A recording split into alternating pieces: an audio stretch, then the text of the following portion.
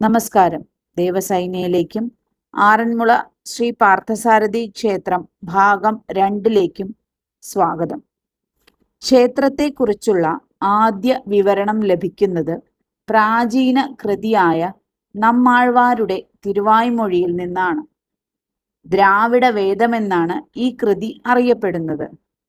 7ാം ശതകത്തിനും 8ാം ശതകത്തിനും ഇടയ്ക്കാണ് നമ്മാഴ്വാർ ജീവിച്ചിരുന്നതെന്ന് കരുതുന്നു.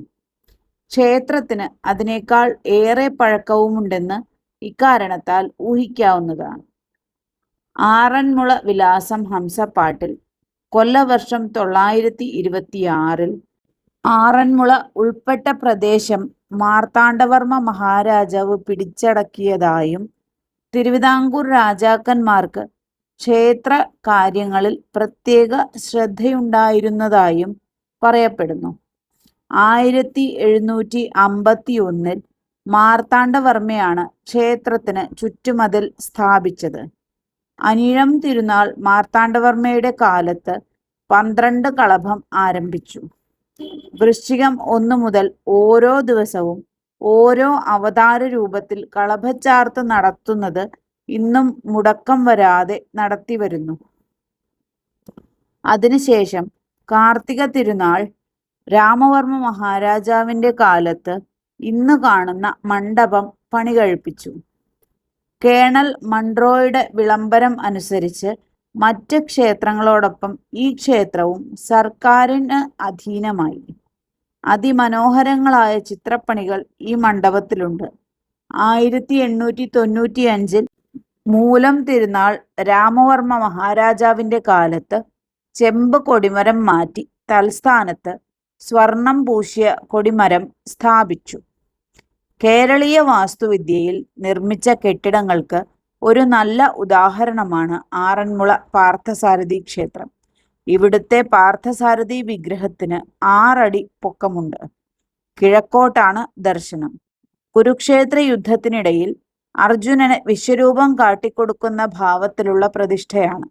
അതിനാൽ ഉഗ്രഭാവത്തിലുള്ള ഭഗവാനായാണ് കണക്കാക്കപ്പെടുന്നത്.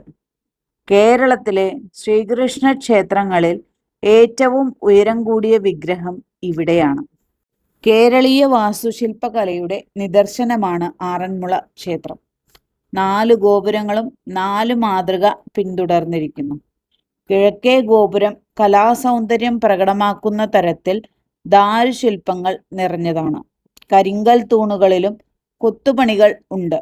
ബലിക്കൽപുരയിൽ കരിങ്കല്ലിൽ കൊത്തിവച്ചിരിക്കുന്നത് വ്യാളികളുടെ പ്രതിമയാണ്. കേരളീയ ശില്പകലാ വൈഭവം പ്രതിഫലിക്കുന്നതാണിവ.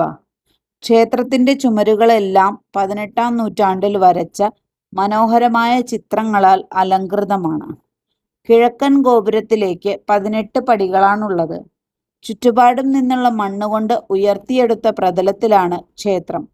പമ്പാ നദിയിൽ മഴവെള്ളം നിറയുമ്പോൾ ക്ഷേത്രത്തിലേക്ക് പ്രവേശിക്കാതിരിക്കാനായാണ് അടിത്തറ ഉയർത്തിയിരിക്കുന്നത്. എന്നാൽ 2018 ഓഗസ്റ്റിൽ കേരളത്തിലുണ്ടായ വെള്ളപ്പൊക്കത്തിൽ ക്ഷേത്ര മതിലകം വരെ വെള്ളം കയറിയിരുന്നു. വിശാലമായ ക്ഷേത്ര പരിസരത്തേക്ക് പ്രവേശിക്കുന്നതിൻ്റെ 4 വശത്തും 4 കവാടങ്ങളുണ്ട്. 4 ഗോപുരങ്ങളിൽ 4 മലദൈവങ്ങൾ കാവൽ നിൽക്കുന്നു എന്നാണ് വിശ്വാസം. ക്ഷേത്രത്തിൻ്റെ കിഴക്കേ ഗോപുരത്തിന് പുന്നന്തോട്ട് ഭഗവതിയും ഇടപ്പാറമലയും, പടിഞ്ഞാറേ ഗോപുരത്തിന് ചെറുപുഴക്കാട്ട് ഭഗവതിയും പുലിക്കുന്നുമലയും, വടക്കേ ഗോപുരത്തിന് പൂതിക്കുന്നു ദേവിയും കടപ്രമലയും, തെക്കേ ഗോപുരത്തിന് പള്ളിമുക്കത്ത് ഭഗവതിയും കാനക്കുഴമലയും അരിങ്ങോട്ടുമലയും കാവൽ നിൽക്കുന്നു എന്നാണ് സങ്കല്പം. ആറന്മുള ശ്രീ പാർത്ഥസാരഥി ക്ഷേത്രത്തെക്കുറിച്ചുള്ള കൂടുതൽ വിവരങ്ങൾ അടുത്ത പംക്തിയിൽ തുടരും. നന്ദി, നമസ്കാരം.